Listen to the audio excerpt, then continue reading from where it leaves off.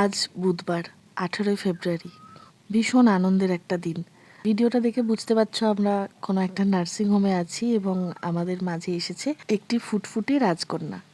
আজ সকাল 7টা সাড়ে 7টা নাগাদ আমরা চলে আসি নার্সিং হোমে বর্ধমানেই। আমার বড় পিসি শাশুড়ির ছেলে বউ, তারাই আজ বাবা মা হলো। বাবার মুখটা দেখে বোঝাই যাচ্ছে যে ঠিক কতটা পরিমাণ আনন্দ হয়েছে। বাড়িতে এসে মা জলখাবার বানিয়ে রেখেছিল, সেটা খেলাম। যদিও নার্সিংহোম থেকে বেরিয়ে আমরা সবাই মিলে ব্রেড বাটার আর চা খেয়েছিলাম। রনকে বাড়িতেই রেখে গিয়েছিলাম, ও তখন ঘুমাচ্ছিল। তারপরে ঠাম্মি দাদুর কাছে ছিল, খাবারও খেয়েছে। নার্সিংহোম থেকে ফেরার পরতে আমরা একদম ছোট বাচ্চার কিছু জামা কাপড় আর এসেনশিয়াল কিছু জিনিস কিনে বাড়ি এলাম এবং সেই জামা কাপড়গুলো ডেটল জলে ধুয়ে এখন রোদে মেলে দিয়েছি। রোদের যা তেজ, এখন মোটামুটি 4-5 ঘন্টার মধ্যে শুকিয়ে যাবে। দুপুরের পর আমরা আবার ওইগুলো নিয়ে চলে যাব নার্সিংহোমে। রনকে যেহেতু সকালে নিয়ে যায়নি, বিকালে তো যাবেই যাবে, বোনকে দেখতেই হবে ওকে, তাই দুপুরে খাওয়া দাওয়ার পর রনকে নিয়েই নার্সিংহোমে এলাম।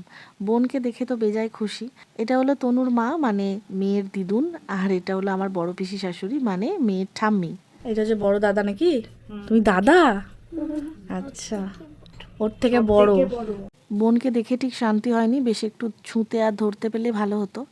এই ছোট্ট ছোট্ট জামাগুলো আমি কিনে নিয়ে গেছি যাওয়ার সময়। এত ভালো লাগে আমার এগুলো। এখনও আমি রনর ওই ছোটোবেলার জামাগুলো মাঝে মাঝে বার করে দেখি।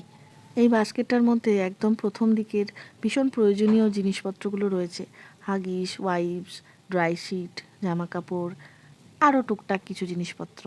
আর বাবাকে দেখো, মেয়ের দিক থেকে চোখই সরছে না, কন্টিনিউ মেয়ের মাথার কাছে বসে আছে আর মেয়েকে দেখছে। আবার এক দফা চা খাওয়া চলছে। এটার সাথে আছে ডালের পকোড়া। আসলে আমরা নার্সিংহোমে আছি ঠিকই, কিন্তু কোনো দুঃখের কারণে নয়, এক বিশাল আনন্দের কারণে।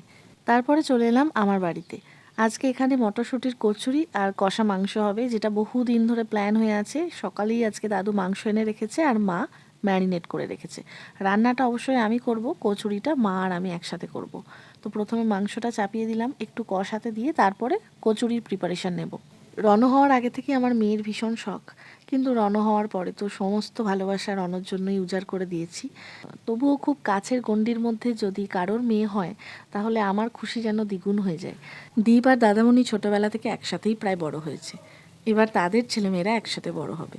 ছোট গ্যাসটায় মাংসটা চাপিয়ে দিলাম, ওটা একটু ধীরে ধীরে কষানো হোক। আর বড় গ্যাসটাতে ওই মটরশুঁটির কচুরির পুরটা বানিয়ে নেব।